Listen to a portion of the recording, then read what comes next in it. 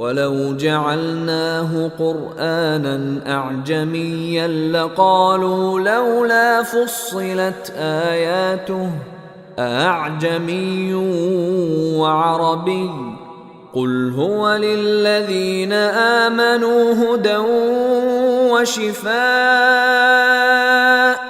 वल्लज़ीन ला युमिनून फ़ी आज़ानिहिम वक़रुन व हुव अलैहिम अमा उलाइक युनादौन मिन मकानिन बईद।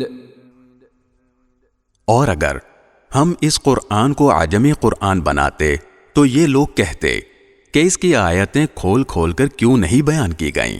ये क्या बात है कि कुरान अजमी है और पैगंबर अरबी। कह दो कि जो लोग ईमान लाएं उनके लिए ये हिदायत और शिफा का सामान है, और जो ईमान नहीं लाते उनके कानों में डांट लगी हुई है, और ये कुरान उनके लिए अंधेरे में भटकने का सामान है। ऐसे लोगों को किसी दूर दराज जगह से पुकारा जा रहा है